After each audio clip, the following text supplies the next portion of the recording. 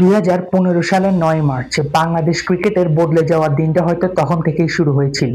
England এবং বাংলাদেশের মধ্যে রয়েছিল কোয়ার্টার ফাইনাল ম্যাচ 2015 বিশ্বকাপের। Adelaide oval. ইংল্যান্ড টস জিতে বোলিং করার সিদ্ধান্ত নেয়। শুরুতেই বাংলাদেশ ধাক্কা খেয়ে যায়। তামিম ইকবাল এবং ইমরুল কায়েস শুরুতে তেমন ভালো শুরু বাংলাদেশকে দিতে পারেনি। অ্যান্ডারসনের বলে স্লিপে ক্যাচ দিয়ে তামিম ইকবাল এবং ইমরুল কায়েস দুজনে আউট হয়ে যান। বাংলাদেশের স্কোর ছিল তখন 8-2। এলেন সৌম্য সরকার এবং মাহমুদুল্লাহ রিয়াদ। অনেকে জানেন না, মাহমুদুল্লাহ রিয়াদ তখন মিডল অর্ডারে ব্যাটিং করতেন। তিনি 4 নাম্বার, 3 নাম্বার এসব পজিশনে ব্যাটিং করতেন। তারা দুর্দান্ত খেলছিলেন। 86 রানের পার্টনারশিপ হয় তাদের মধ্যে। দারুণ খেলতেছিল বাংলাদেশ, কিন্তু সৌম্য সরকার এরই মধ্যে আউট হয়ে যায়। সাকিব আল হাসান এলেও কিছু করতে পারেন না। মইনালির বলে স্লিপে ক্যাচ দিয়ে আউট হয়ে যান। বাংলাদেশের স্কোর ছিল তখন 99 রানের 4 উইকেট। এলেন বাংলাদেশের মিস্টার ডিপেন্ডেবল মুশফিকুর রহিম। মাহমুদুল্লাহ রিয়াদ এবং মুশফিকুর রহিম দুজন মিলে দারুণ খেলা শুরু করলেন। রিয়াদ 50 ছুলেন, মুশফিকও 50 ছুলেন।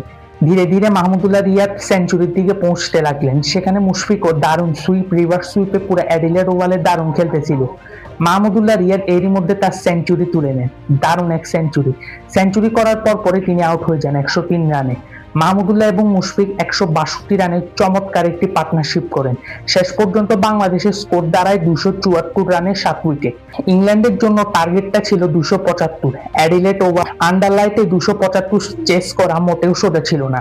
বাংলাদেশের শুরুটা তেমন ভালো হয়নি। শুরুতেই 43 রানের পার্টনারশিপ করেন মঈন আলী এবং লানবেল, কিন্তু আরাফাত সানির ওভারে মঈন আলী স্টেপ আউট করে সানিকে মারতে যান, কিন্তু রান আউটের ফাঁদে পড়ে ফিরে যান। মঈন আলী আউট হয়ে গেলে তারপরে এলেন অ্যালেক্স হেলস এবং বেল দারুণ খেলতেছিল, কিন্তু অ্যালেক্স হেলস রুবেলের বাউন্সি বলে ট্র্যাপে ফেলে যান।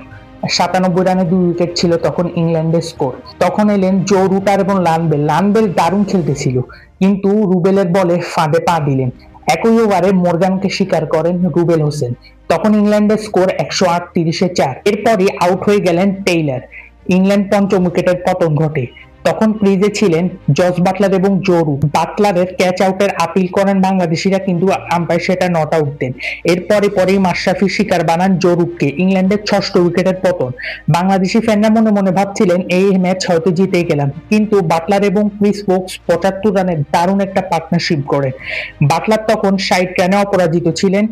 তখন তাসকিন আহমেদ তাকে আউট করে দেন। ইংল্যান্ডের 7ম উইকেটের পতন।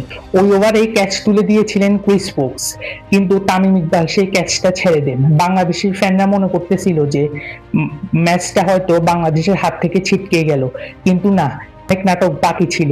ক্রিস জর্ডান রান আউট হয়ে ফিরে যান। ইংল্যান্ডের দরকার 16 রান, হাতে ছিল আর 2 উইকেট। রুবেল হোসেনকে সেই ওভার তুলে দেওয়া হয়। রুবেল হোসেন প্রথমে স্টুয়ার্ট ব্রড করলেন। ক্রিজে এলেন Jimmy Anderson bowled. Bangladesh cricket ফ্যানরা তখন মনে হয় স্বপ্নই দেখছিলেন। ম্যাচ জিতে নিল বাংলাদেশ। প্রথমবারের মতো কোয়ার্টার ফাইনালে কোয়ালিফাই করলো। দুর্দান্ত ছিল সেই মুহূর্ত। সেই মোমেন্টটা বাংলাদেশি ফ্যানরা কখনো ভুলতে চাইবে না।